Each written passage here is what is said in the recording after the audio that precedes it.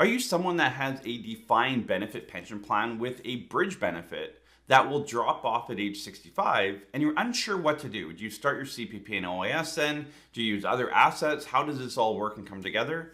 We're going to go through a few examples with our software in this video. In a recent YouTube video that we posted around CPP and timing of CPP, one of our viewers commented about defined benefit pension plans and that the bridge benefit, and this viewer talked about a $70,000 pension. So he or she has a great pension, but it's going to drop by $22,000 when they hit age 65 because their bridge benefit goes away. And if you have a defined benefit pension plan, you will likely have a bridge benefit attached to it, which will drop off at 65. But does that mean you have to start CPP and OAS? Or do you have other assets that could kind of tie in and buffer that until age 70? So for this scenario, I've used a $70,000 pension plan. And again, this is going to be dropping off at age 65 by $22,000. So you'll see a $70,000 pension down to $48,000. We've indexed that at 2.5%.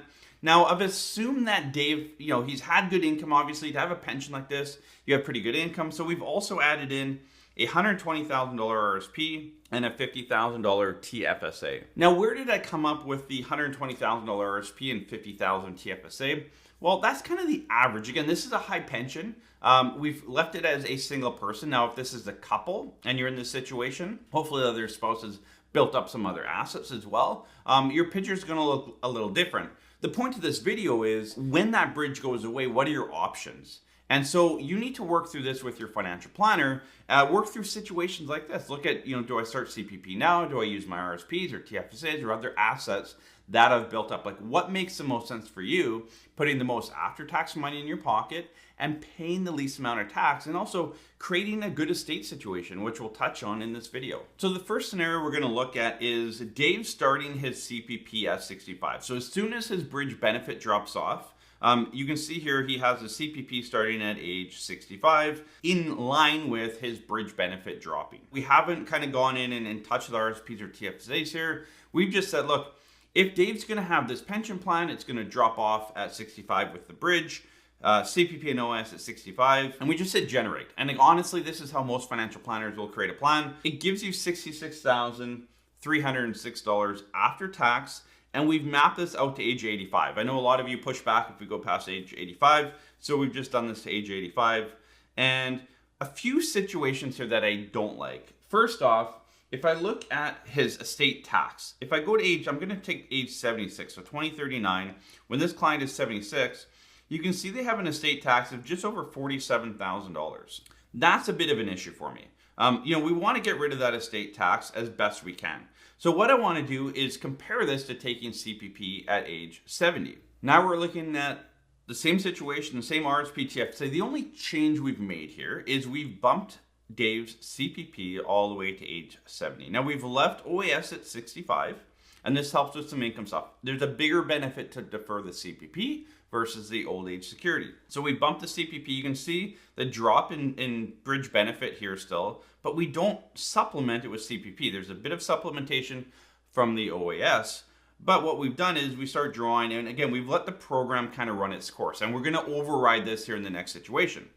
But you can see here, in the first scenario, it was $66,306, and now we're $66,677. So by delaying CPP, it's actually created a bit more income after tax. So that's great. Now, if I go down to age 76, which we talked about before, you can see the estate situation is a bit better at just shy of $9,000. So more after-tax income in your pocket all the way till age 85, a bit of a better tax situation and estate tax situation. The one thing I don't like about this scenario is we're drawing down our TFSA a little bit earlier, and by 66, Dave has no TFSA left, which creates a lot of issues. There's no flexibility in the plan, so I don't like this. So let's kind of build in some tax planning here. So once we build in a bit of tax planning and look at a bit of an RSP meltdown. So what I've done here is $9,000 coming out of the RSP or the RIF at this point to Dave, all the way until that bridge benefit drops off and old age security starts. And then I ramp it up to $24,000, and that ends up working out pretty much exactly down to when he starts his CPP at 70. I've left the TFSA just however it needs to go to get that $66,677. So it's the same amount of income. Again, if you didn't need all this income, we wouldn't touch our TFSA, obviously. If you don't only need $50,000 of income, we'd be topping up the TFSA with deposits out of the RIF account.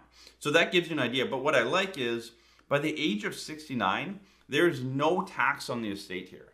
So not only have we given you the same income, we've created more flexibility, allowing that TFSA to be there longer, and a better estate situation. So that shows you that, depending on your situation. Now, if Dave had no RSP or TFSA, he'd probably stuck taking his CPP at 65.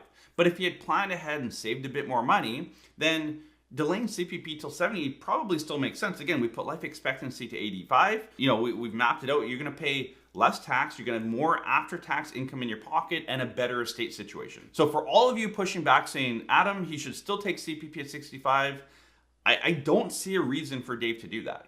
Again, your situation might be different, and for you, it might make sense to take it at 65. Again, my job as a financial planner is to map these situations out for our clients to say, what makes the most sense for you? Now, I want to look at a laddered income strategy. Now, for Dave, because he's pension heavy, CPP, OS, it's hard to ladder it much. So if we deferred that CPP till 70, can there still be a bit of a laddering? So in a ladder situation for Dave, you can see we've been able to ramp it up to about $68,000, probably go to about 69, and that runs all the way down until age 70.